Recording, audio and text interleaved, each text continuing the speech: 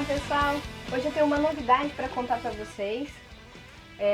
Para aqueles que não sabem, eu escrevi um livro no ano de 2019.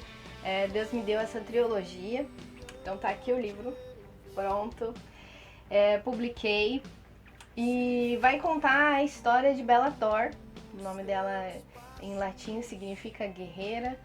E ao longo desse processo, o que vai acontecer dessa identidade dela como filha de Deus, que ela tem que utilizar a fé, vencer o medo. São muitas aventuras, ela tem que enfrentar muitos demônios, muita coisa acontece.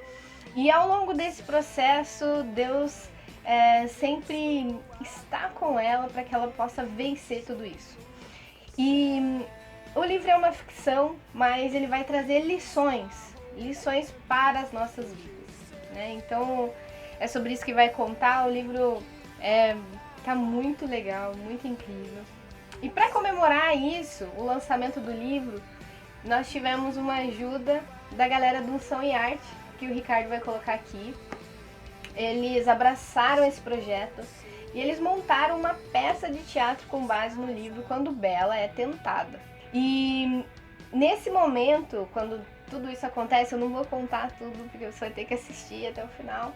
Mas é só um pedacinho do livro, não chega nem a ser um capítulo do livro. Porque acontecem muitas coisas ao longo desse processo, ao longo dessa caminhada. Então eles pegaram só esse pedacinho do livro e tá maravilhoso. Ficou lindo o teatro. Se você quer adquirir esse livro, abençoar as nossas vidas também, abençoar a minha vida como escritora, eu vou colocar aqui o link na descrição do vídeo, do site onde está sendo vendido, tá? Mas vai ser vendido também no Brasil inteiro, por outros marketplaces. Mas vou colocar aqui também na descrição do vídeo também a galera do Unção e Arte. Se você gostou desse ministério, quer engajar nele, eles são lindos, fantásticos, tá lá também. E vou colocar também a Mavi Carneiro também, que fez as ilustrações. Cada capítulo tem uma ilustração que ela fez com muito carinho para esse livro. Então eu vou colocar aqui também, ela é uma artista fantástica, vou por aqui. Tá bom? Então aprecie essa peça, aprecie esse tempo, que seja um tempo de ministração, inclusive no seu coração. E um beijo para vocês, até a próxima.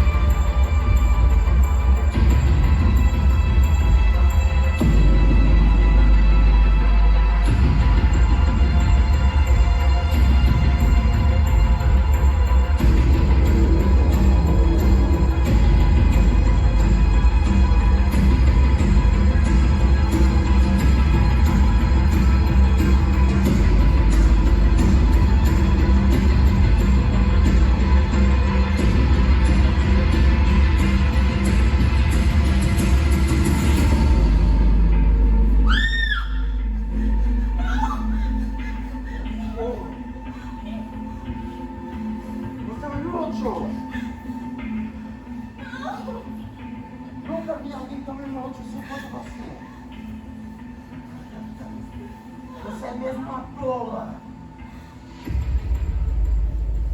Levanta.